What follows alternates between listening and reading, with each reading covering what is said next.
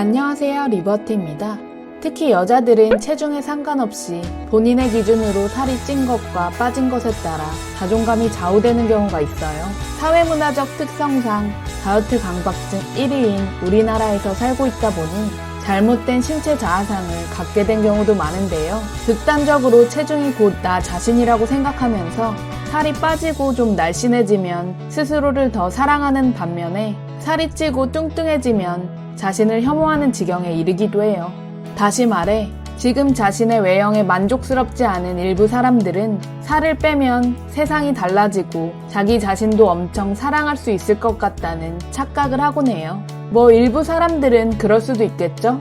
하지만 그런 사고방식을 가지고 있다면 예상과 달리 살을 빼도 행복한 건 잠시, 살이 찔까 전전긍긍하며 살이 쪘을 때와는 또 다른 불행한 삶을 살게 될 수 있어요. 그래서 결론부터 말하자면 쉽지 않겠지만 지금의 내 모습이 어떻든 간에 자신을 사랑해주는 것이 첫 번째예요. 살이 빠지면 나를 사랑한다? 나를 사랑하니 살이 빠지고 다이어트 강박증에서 벗어나더라가 올바른 전제 조건이에요. 그렇다면 자존감 다이어트에 대해 자세하게 알아볼까요? 잠깐, 혹시 아직 구독과 좋아요 안 누르셨다면 꾹 눌러주시고요. 함께 건강해지고 싶은 소중한 사람이 있다면 공유하기 버튼 눌러서 리버트 정보를 나눠주세요.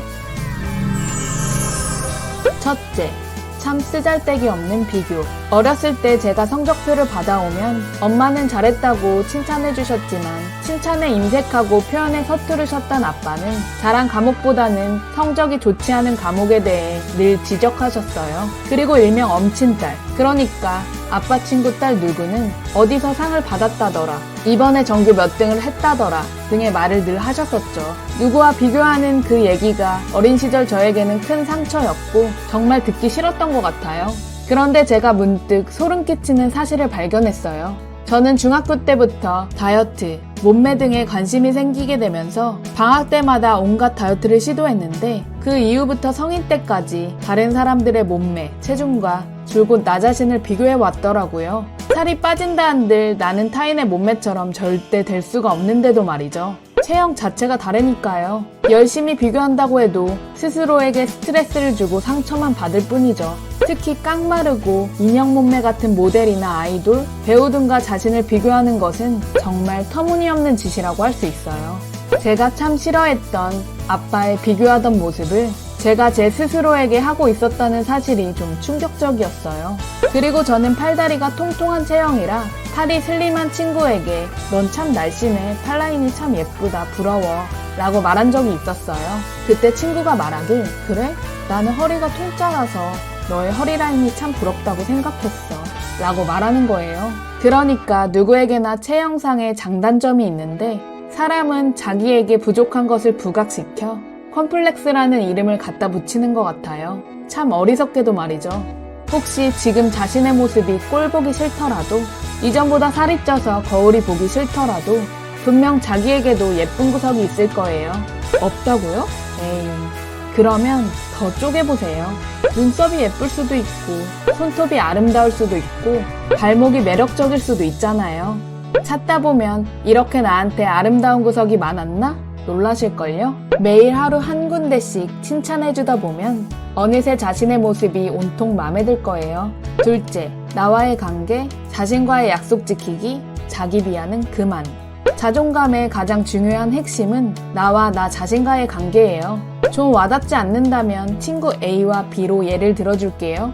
예를 들어 여러분이 이번에 어떠한 새로운 일에 도전해보려고 해 라고 말했을 때 친구 A는 우와 멋지다, 넌 잘할 수 있을 거야, 응원할게 라며 격려와 지지를 해주는데 친구 B는 이렇게 말하는 거예요. 그래?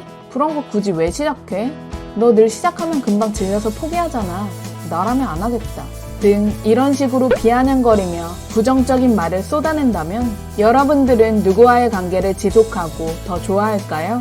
그럼 지금까지 다이어트를 하면서 여러분은 여러분 자신에게 A 같은 친구였나요? B 같은 친구였나요? 세상에서 가장 나와 가까운 사람은 바로 나 자신이에요.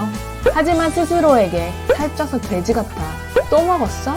내가 너 그렇지 뭐, 친구들 중에 내가 제일 뚱뚱해 등등 폭언 같은 자기 비하 말을 쏟아내고 있었던 건 아닐까요? 자기 비하는 스스로에게도 치명적이지만 자기 자신을 소중하게 생각하지 않는 사람에게 타인들도 막대하게 씌워질 수 있으니 당장 자신을 향한 그 폭언을 멈추세요. 그리고 스스로 내뱉은 말을 지키지 않는 상황이 반복되면 자기 자신과의 신뢰관계가 무너지고 부정적인 자아상이 생기게 돼요. 제가 전에 다뤘던 영상 아가리어터의 부작용 위에 링크와 뒤에 영상으로 띄워드릴 테니 참고하세요. 내가 한 말을 지키는 것은 소중한 친구와의 약속 그리고 중요한 미팅만큼이나 아니 그보다 더 중요한 일이라는 것을 염두에 두셨으면 해요. 셋째, 타인을 만족시키는데 집착하지 않기. 깊게 생각해보지 않은 경우도 많겠지만 다이어트의 동기는 외부적인 것이 많아요. 예를 들어 특별한 행사에 참여해야 한다거나 그러니까 많은 사람들 앞에 내가 보여지는 상황이나 남자친구나 여자친구 혹은 배우자에게 잘 보이고 싶다거나 누군가가 다이어트를 성공한 것을 보고 부럽다거나 모임에 나가서 혹은 지인에게 살쪘다는 소리를 들었다거나 등등 아주 다양한 상황에서 우리는 다이어트 동기를 얻어요. 하지만 이것은 그야말로 외부에서 나를 움직이게 하는 외적 동기예요. 물론 외적 동기가 나쁜 것은 아니지만 외적 동기는 순간적인 힘이 강할지 몰라도 지속력 측면에서는 약하다는 단점이 있어요. 다이어트 관점에서 외적 동기 중 하나는 타인의 관심이라고 할 수 있는데 타인의 말이나 행동에 내가 휘둘릴 수도 있다는 얘기예요. 하지만 스스로 내적 동기를 확고히 가지면 주변 상황에 흔들림 없이 다이어트를 성공할 수 있어요. 예를 들어 천천히 빼도 괜찮으니까 다시는 요요를 겪지 않고 건강을 유지하는 다이어트를 할 거야. 노후에도 건강하게 지내기 위해 뱃살을 뺄 거야. 등 자신의 목표를 정할 수 있어요.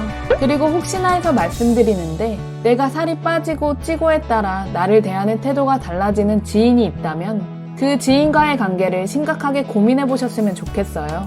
뭐 들은 얘기 중에 극단적으로 너 뚱뚱해서 싫어 라고 했다가 살 빼니까 먼저 찾아온 쓰레기 같은 사람은 발로 뻥 차줘야겠죠? 사실 저도 한때 남들이 제 외형에 대해 운운하는 말들에 심하게 영향을 받았던 적이 있어요. 하지만 모순적으로 딱 하나 깨달은 사실이 저에게 엄청난 위안이자 자신감을 주었는데요. 그건 바로 타인은 나에게 별 관심이 없다라는 사실이에요. 뭐 살이 쪄 보인다, 빠져 보인다, 나를 평가해도 사람은 본디 자기가 가장 소중한지라 남을 생각할 겨를이 없다는 거예요. 그러니 남들의 말에 휘둘릴 필요가 전혀 없어요. 너는 너대로, 나는 나대로. 그냥 잘 살아가는 게 현명해요.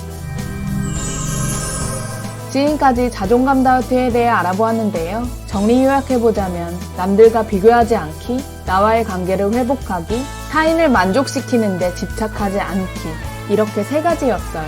리버트 식구들, 사실 여러분들은 살 빼는 방법에 대해서는 준 전문가 혹은 전문가만큼 잘 알고 있는 분들도 많을 거예요.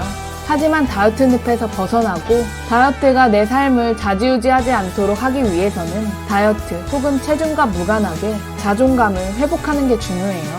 마지막으로 책에서 읽었던 명언으로 마무리할게요. 지금 내가 있는 곳은 과거에 내가 있었던 곳의 결과지만 앞으로 가게 되는 곳은 바로 지금부터 어떤 사람이 될 것인가 라는 선택에 전적으로 달려있다.